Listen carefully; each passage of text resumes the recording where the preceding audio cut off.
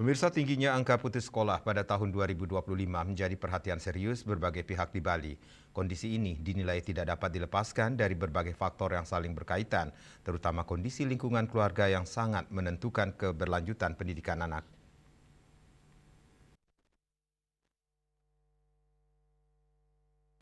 Anggota Komisi 4 DPRD Provinsi Bali Nimade Sumiati SH menjelaskan bahwa negara pada dasarnya memiliki tanggung jawab besar dalam menjamin kesejahteraan masyarakat sebagaimana diamanatkan dalam Undang-Undang Dasar 1945, termasuk memastikan akses pendidikan bagi seluruh lapisan masyarakat, terutama kelompok fakir miskin dan masyarakat yang membutuhkan.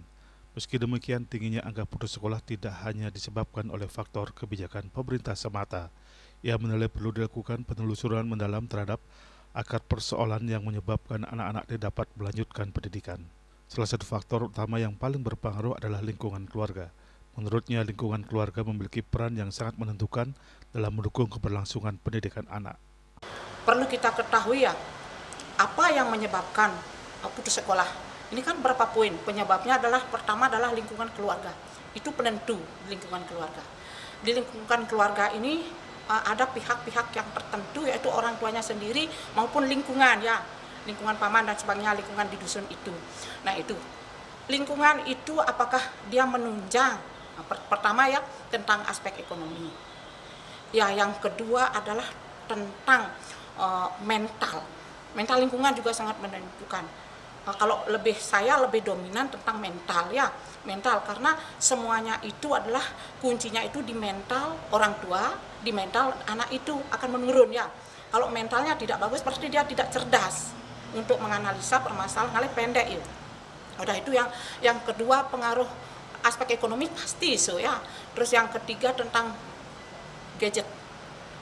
Pengaruh teknologi, memang kita angkat jempol ya, semua jempol mungkin bahwa itu unsur positifnya banyak ya, banyak sekali untuk unsur positif bisa kita tanpa biaya bisa kita belajar di situ, baik dari segi manajemen bisnis, bahasa dan sebagainya. Tetapi tidak lepas juga unsur negatifnya itu ya. Bagi mental anak itu tidak baik, maka dia akan kehiburan yang tenang dan menyenangkan. Di situ semua ada. Nah itu. Nah terus sekarang kalau peran pemerintah kan yang kedua setelah keluarga diambil oleh pemerintah.